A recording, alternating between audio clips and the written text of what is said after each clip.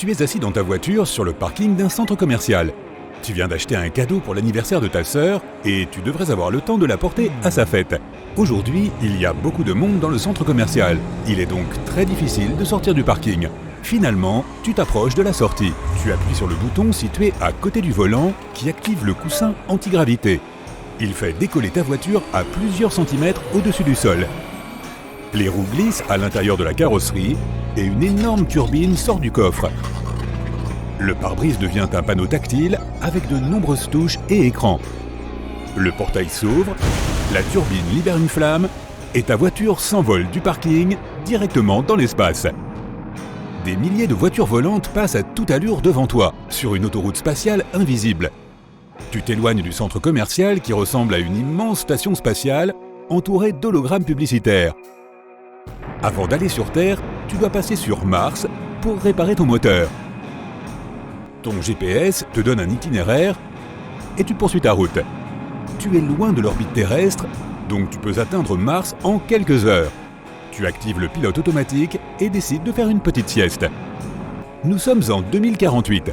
La population mondiale a dépassé les 20 milliards d'habitants. Il y a trop peu d'espace sur Terre. L'humanité n'est pas encore prête à coloniser d'autres planètes, alors les scientifiques et les ingénieurs du monde entier ont commencé à construire d'énormes stations spatiales. Cela décharge la planète de 50% de sa population. Les stations ressemblent à d'énormes anneaux. Elles imitent l'atmosphère de la Terre, ont une gravité artificielle et de la végétation. Les gens naviguent sans cesse entre ces stations et la Terre. Des fusées assurent les transferts, mais c'est coûteux et peu pratique. Les constructeurs automobiles ont donc créé des voitures volantes super réactives. Quelques années plus tard, les humains ont lentement colonisé la Lune et Mars. Désormais, se rendre sur la planète rouge est aussi facile que d'aller dans la ville voisine. Les voitures suivent certaines routes qui sont similaires aux voies aériennes utilisées par les avions. Les ingénieurs ont créé des autoroutes numériques qui ne peuvent être vues qu'à travers le pare-brise.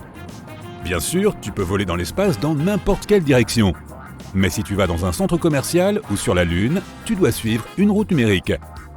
Tu te réveilles en approche de Mars. Presque personne ne vit ici à cause de l'atmosphère et des conditions météorologiques difficiles. Mais Mars possède le plus grand centre de service auto et le parc d'attractions le plus cool du système solaire. Pour s'y rendre, les gens doivent rester dans un embouteillage spatial pendant des heures. Ton tableau de bord indique que tu as des problèmes de turbine. Tu enfiles ta combinaison spatiale, prends un tournevis laser et sors de ta voiture. Tu es en apesanteur, tu voles jusqu'à la turbine et tu répares le problème avec le tournevis. Il y a des milliers de voitures autour de toi. Tu vois les gens bâiller, écouter de la musique et regarder des films. Tu remontes dans ton véhicule et avances lentement. Il arrive souvent que le moteur ou la turbine tombe en panne au milieu d'une autoroute spatiale. Lorsque cela se produit, ta voiture se met en mode urgence. Le tableau de bord envoie automatiquement un signal à l'équipe de réparation la plus proche. Tu n'as alors qu'à flotter dans l'espace et attendre que les mécaniciens arrivent et remorquent ta voiture jusqu'au garage le plus proche. Tu as assez d'oxygène à l'intérieur pour tenir quelques jours, mais si tu en manques, tu peux demander de l'aide sur Internet. Les gens qui passent par là s'arrêteront et partageront leurs réserves d'oxygène avec toi. Tu arrives enfin au garage. Les mécaniciens installent un nouveau moteur de Superjet sur ta voiture et réparent la turbine. Il ne te reste plus beaucoup de temps car tu as promis à ta sœur de ne pas être en retard. Tu remontes dans la voiture et quittes l'orbite martienne à toute vitesse. Le nouveau moteur tourne silencieusement et ne secoue pas ta voiture. Tu prends de la vitesse et voles le long d'une autoroute numérique presque vide. En chemin, tu croises de nombreux petits satellites diffusant des publicités holographiques. Heureusement, tu as un bloqueur de publicité. Tu l'actives et les bannières spatiales deviennent invisibles à travers ton pare-brise. Tu vois finalement apparaître un petit point bleu. C'est la Terre. Tu te souviens alors que tu devais nourrir ton chien. Tu quittes la route et voles jusqu'à la Lune. Tu y as une maison que tu as achetée à petit prix l'année dernière. On ne peut pas encore changer l'atmosphère de planètes entières, mais on peut y installer de petits dômes et les remplir d'oxygène. À l'intérieur de ton dôme, tu as fait construire une maison, une piscine et même un petit jardin. Avant, les gens allaient à la campagne pour s'éloigner de l'agitation de la ville. Aujourd'hui, tout le monde achète des maisons sur la Lune. Tu traverses le dôme, te poses sur la surface blanche et tu vas mettre de la nourriture dans la gamelle du chien. Ton appartement de l'anneau spatial est en pleine rénovation, alors tu vis temporairement sur la Lune avec ton chien. Tu peux voir d'autres voitures voler jusqu'au dôme voisin. Certaines sont des supercars de luxe avec un gros coussin antigravité et un moteur ultra réactif.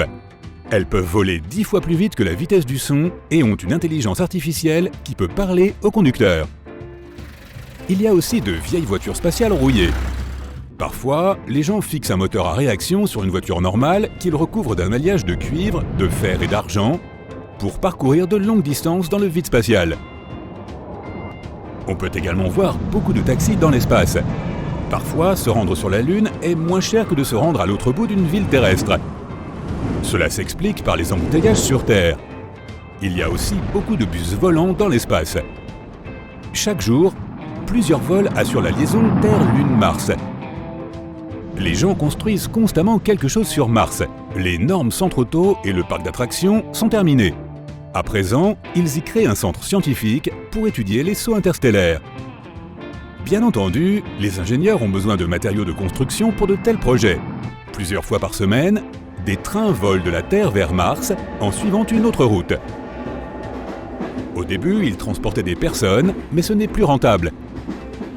Il est beaucoup moins cher et plus rapide de se rendre sur Mars en bus ou avec sa propre voiture. Tu quittes enfin la Lune pour aller sur Terre. Le tableau de bord signale que tu n'as plus de carburant. Tu décides donc de t'arrêter dans une station-service. Il y en a partout. Elles sont entièrement contrôlées par intelligence artificielle. Tu voles vers l'une d'elles. La pompe à carburant se branche automatiquement à ton réservoir. Ton moteur consomme du carburant de fusée amélioré au lieu de l'essence. Tu paies par le biais de ton écran tactile et tu t'envoles. Des centaines d'autoroutes spatiales numériques mènent à la Terre et chacune est remplie de voitures. Encore des embouteillages. Il y a des points de contrôle dans les couches supérieures de l'atmosphère. Les services douaniers vérifient les documents et les coffres des voitures. Pendant que tu es dans les embouteillages, tu regardes les camions poubelles. De nombreux débris flottent dans l'espace. Des camions, contrôlés par intelligence artificielle, volent lentement et collectent les ordures dans d'énormes conteneurs. Ils s'éloignent ensuite de la Terre et libèrent les conteneurs qui sont équipés de petites turbines, leur permettant de voler bien au-delà de notre système solaire. Ensuite, ils chauffent rapidement et tous les déchets à l'intérieur se consument. Tu passes enfin tous les points de contrôle et arrives dans les couches moyennes de l'atmosphère. Notre planète ressemble à un immense monde cyberpunk, mais en plus léger et plus joli. D'énormes voitures dispersent les nuages pour améliorer la visibilité. Des vaisseaux de pompiers volent vers l'une des stations où un incendie s'est déclaré. Dans le ciel, tu croises des centaines de stations-service, d'hôtels, de cinémas et de centres commerciaux aériens avant d'atteindre le sol. Tu t'approches d'un immeuble de stationnement. C'est un gratte-ciel de 80 étages rempli de voitures. Les gens s'y garent et utilisent les ascenseurs pour descendre. Heureusement, il y a un endroit près de la maison de ta sœur où tu peux te garer. Tu atterris, mets ta main sur le siège passager pour prendre le cadeau et... Oh non, on dirait bien que tu l'as oublié sur la Lune.